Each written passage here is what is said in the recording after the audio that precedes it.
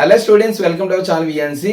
Already మనం previous వీడియోలో సెట్స్లో థర్డ్ ఎక్సర్సైజ్లోని కాన్సెప్ట్ అలాగే 2 సమ్స్ ఎక్స్ప్లెయిన్ చేసుకున్నామండి. సో ఈ వీడియోలో రిమైనింగ్ సమ్స్ మీకు ఎక్స్ప్లెయిన్ చేస్తున్నాను. సో ఈ వీడియో చూసే ముందు ప్లీజ్ నా ఛానల్ సబ్స్క్రైబ్ చేయండి, షేర్ చేయండి, లైక్ చేయండి. అదేవిధంగా మోర్ వీడియోస్ నోటిఫికేషన్ కోసం బెల్ ఐకన్ ప్రెస్ చేయడం మాత్రం మర్చిపోదు. ఇంకెందుకు ఆలస్యం, మన వీడియోలోకి వెళ్ళిపోదాం. Let's go to video. ఇక్కడ మీరు థర్డ్ క్వశ్చన్ ఒకసారి అబ్జర్వ్ చేస్తే ఇక్కడ చూడండి. థర్డ్ క్వశ్చన్ ఏమి ఇచ్చారంటే let A equals to 1, 2, and set of 3, 4, 5 which of the following statements are incorrect and why. So ఇచ్చిన స్టేట్మెంట్స్ అనేవి ఇన్కరెక్ట్ అయితే రీజన్ రాయమని అడుగుతున్నాడు. సో ఫస్ట్ క్వశ్చన్ మనం ఒకసారి అబ్జర్వ్ చేద్దాము. ఫస్ట్ క్వశ్చన్ ఏమి ఇచ్చాడంటే సెట్ ఆఫ్ 3, 4 ఈ సబ్సెట్ ఆఫ్ ఏ. ఏకి ఈ సెట్ ఆఫ్ 3, 4 అనేది సబ్సెట్ అవుతుందని అడుగుతున్నాడు. సో సబ్సెట్ అంటే ఏంటండి? Every element of A is an element of B. ఏలో ఉన్న ప్రతి ఎలిమెంట్ బిలో ఉంటే అప్పుడు సబ్సెట్ అని అంటాం. అయితే ఆ ఎలిమెంట్లో కూడా ఎందులో ఉండాలి? ఒక సెట్లో ఉండాలి. ఇక్కడ 3, 4 అనేవి ఏకి ఎలిమెంట్స్ అయితే అప్పుడు ఇది సబ్సెట్ అవుతుంది. కానీ ఈ సెట్ ఆఫ్ 3, 4 అనేది ఏకి ఒక ఎలిమెంట్. చూడండి, సెట్ ఆఫ్ 3, 4 అనేది ఏలో ఉంది అంటే ఒక ఎలిమెంట్ అవుతుంది. ఒక ఎలిమెంట్ ఎప్పుడు ఏదైనా సెట్కి సబ్సెట్ అవ్వదు, బిలాంగ్స్ టు అవుతుంది కానీ సబ్సెట్ అయితే అవ్వదు. సబ్సెట్ అవ్వాలంటే ఆ ఏలో ఆ ఎలిమెంట్ ఉండాలి.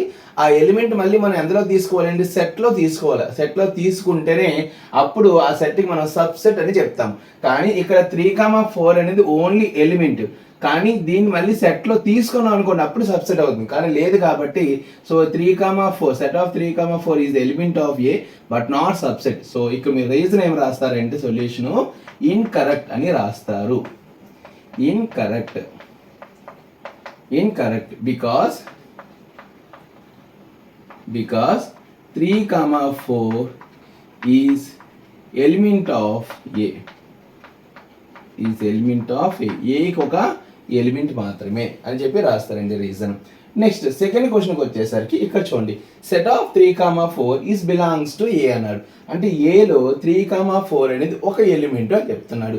సో ఆల్రెడీ ఇప్పుడు ఏ మార్క్స్ అబ్జర్వ్ చేస్తే ఇవ్వండి, సెట్ ఆఫ్ 3, 4 అనేది ఏలో ఉంది కాబట్టి ఏకి అది ఏమవుతుందండి?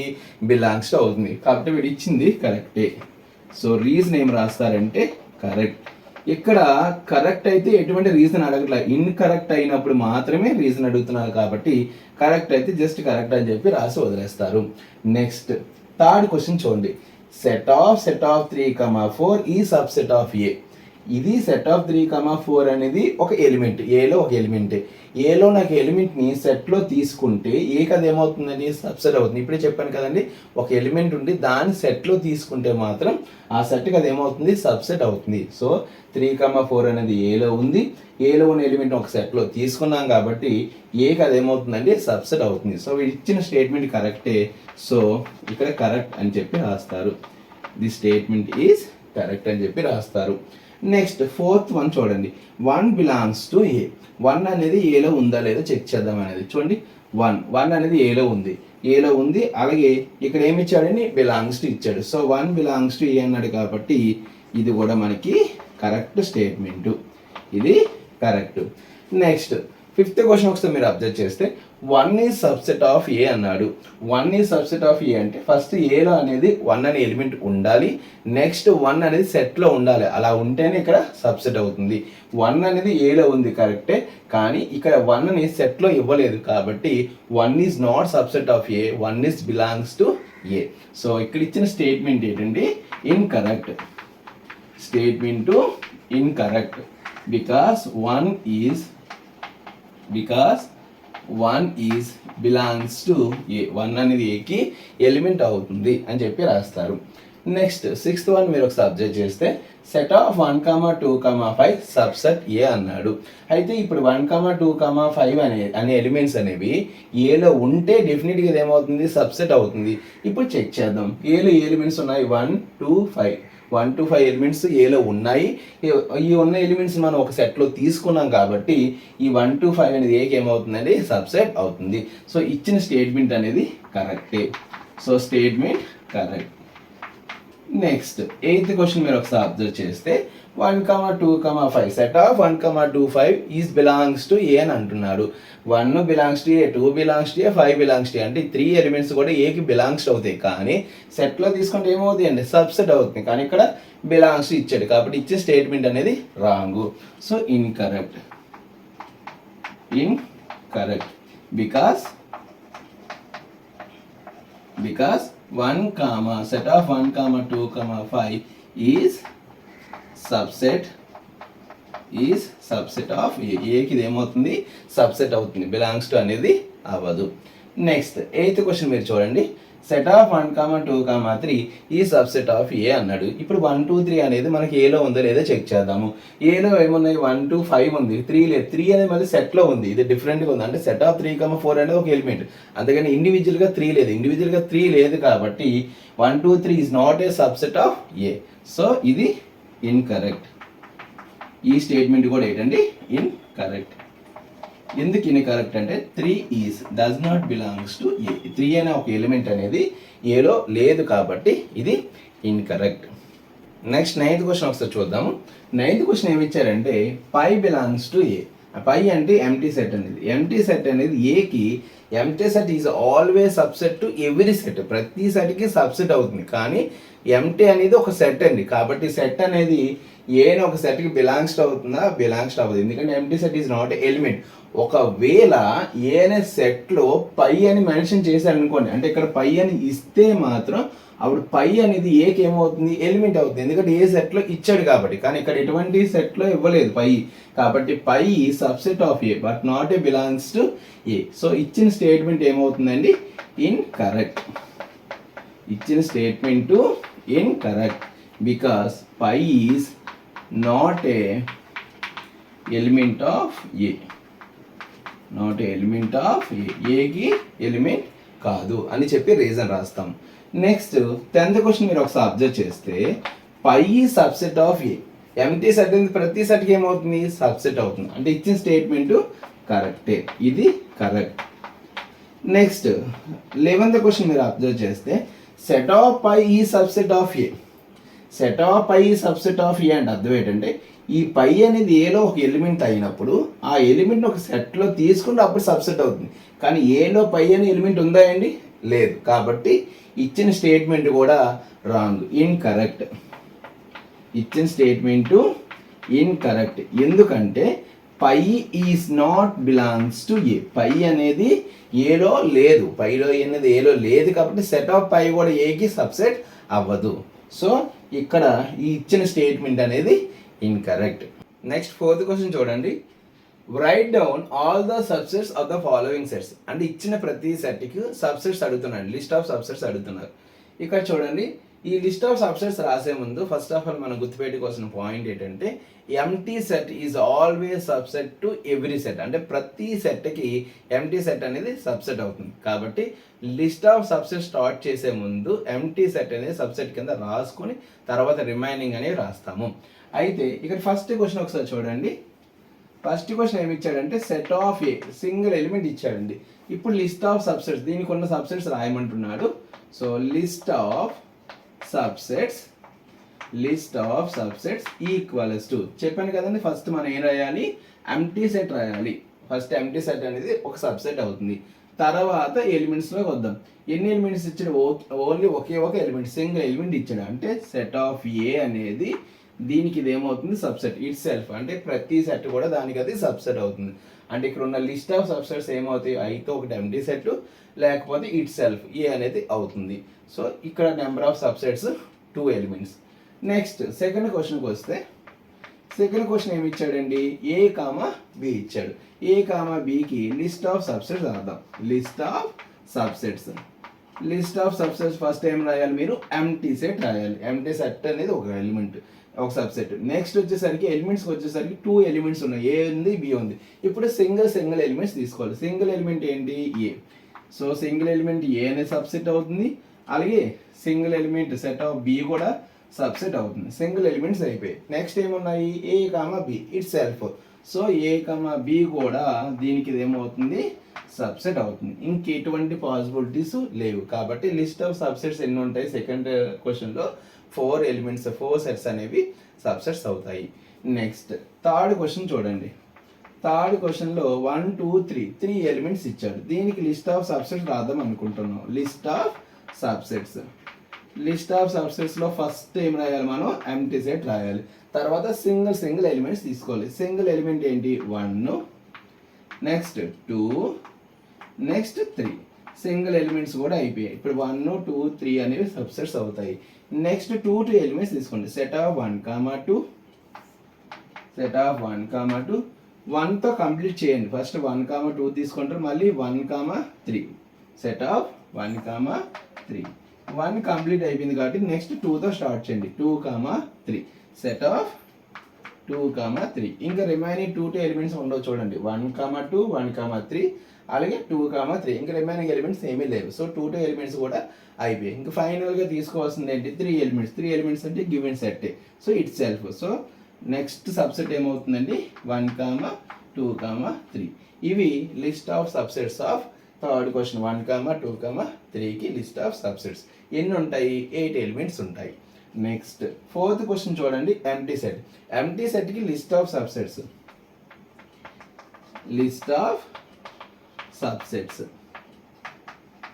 ఎంప్టీ సెట్ అంటేనే నో ఎలిమెంట్. సో నో ఎలిమెంట్కి లిస్ట్ ఆఫ్ సబ్సెట్స్ ఏమవుతాయి, ఓన్లీ ఎంప్టీ సెట్ ఒక్కటే అవుతుంది. సో లిస్ట్ ఆఫ్ సబ్సెట్స్ ఏమవుతుందండి, only empty set. Fifth question ఏం అడుగుతున్నాయంటే write the following as intervals. So అంటే సెట్ బిల్డర్ ఫార్మ్స్ ఇచ్చి ఇంటర్వల్స్లో రాయమని అడుగుతున్నారండి. ఆల్రెడీ దీని యొక్క కాన్సెప్ట్ ప్రీవియస్ వీడియోలో మీకు థర్డ్ ఎక్సర్సైజ్ కాన్సెప్ట్ ఎక్స్ప్లెయిన్ చేసినప్పుడు మీకు దీని యొక్క కాన్సెప్ట్ ఎక్స్ప్లెయిన్ చేశాను. ఒకవేళ ఎవరైనా ఆ వీడియో చూడకపోతే ఆ వీడియో ఒకసారి చూడండి, మీకు కాన్సెప్ట్ ఇంకా బాగా అర్థమవుతుంది. అయితే ఇక్కడ ఇచ్చిన క్వశ్చన్ ఒకసారి మనం అబ్జర్వ్ చేస్తే ఇందులో ఫస్ట్ క్వశ్చన్ చూడండి. x such that x belongs to r -4 less than x less than or equals to 6. దీన్ని మనం ఇంటర్వల్లో రాయాలి.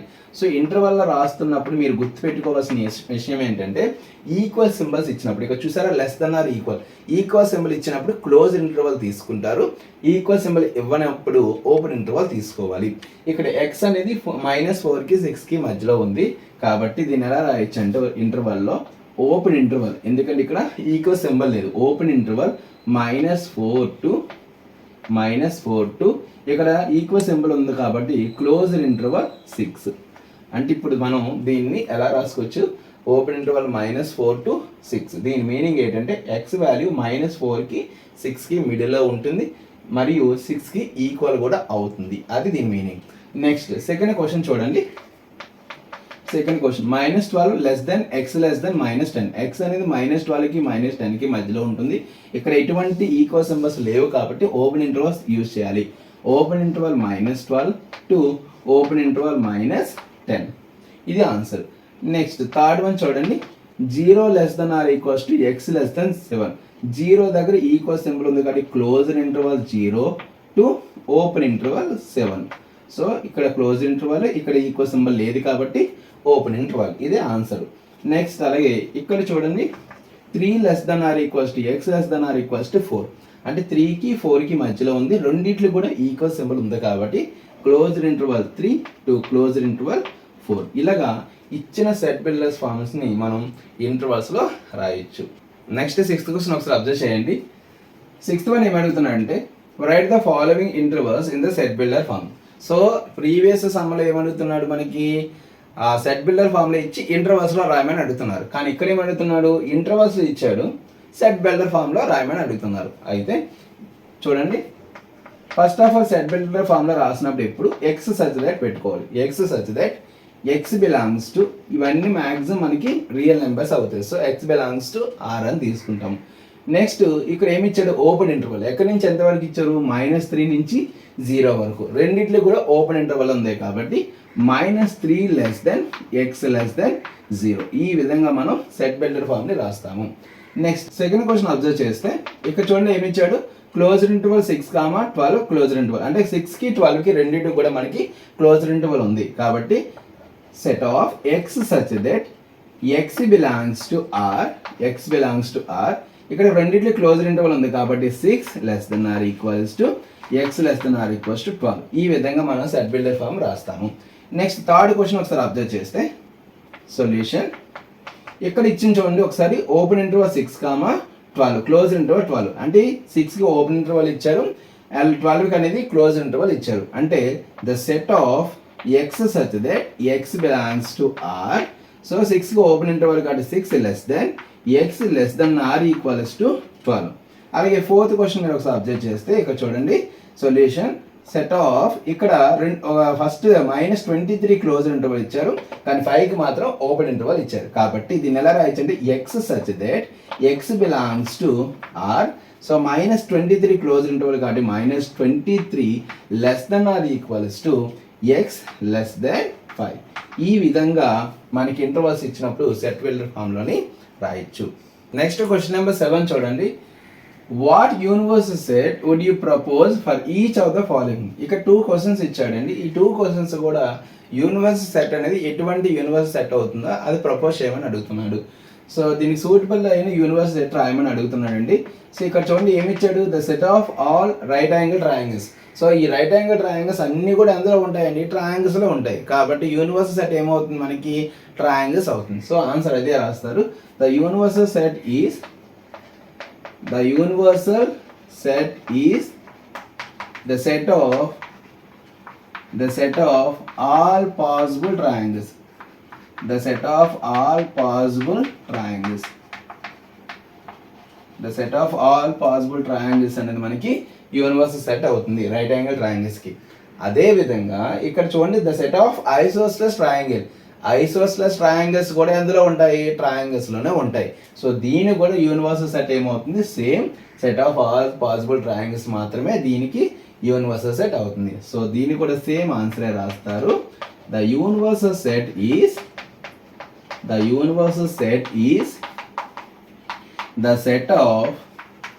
the set of all possible triangles. The set of all possible triangles అని చెప్పి రాస్తారు. ఇది 7th క్వశ్చన్. నెక్స్ట్ 8th క్వశ్చన్కి వస్తే given the set ఏ ఇచ్చాడు, బి ఇచ్చాడు, సి అని సెట్ ఇచ్చి which of the following sets are universal set of 3ABC. ఈ 3ABCకి ఇచ్చిన ఏబిసి సెట్కి కిందన కొన్ని క్వశ్చన్స్ ఇచ్చాడు. అందులో ఏ క్వశ్చన్ అనేది యూనివర్సల్ సెట్ అవుతుందని అడుగుతున్నాడు.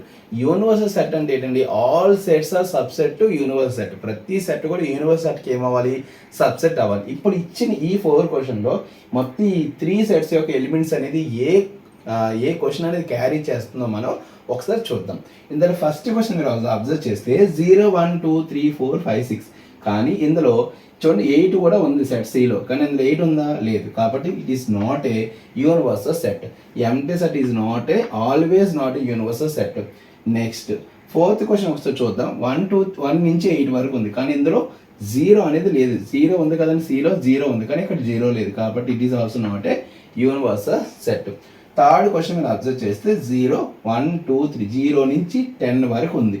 మనకి ఓన్లీ ఇక్కడ 0 నుంచి 8 వరకు మాత్రమే ఇచ్చారు. అంటే 0 నుంచి 8 వరకు ఉన్న ఎలిమెంట్స్ అన్నీ ఎందులో ఉన్నాయి, 3rd క్వశ్చన్లో ఉన్నాయి. కాబట్టి 3rd question is the universal set. So ఫైనల్గా మీరు ఆన్సర్ అదే రాస్తారండి. So number 3 is the universal set of ABC అని చెప్పి రాస్తారు.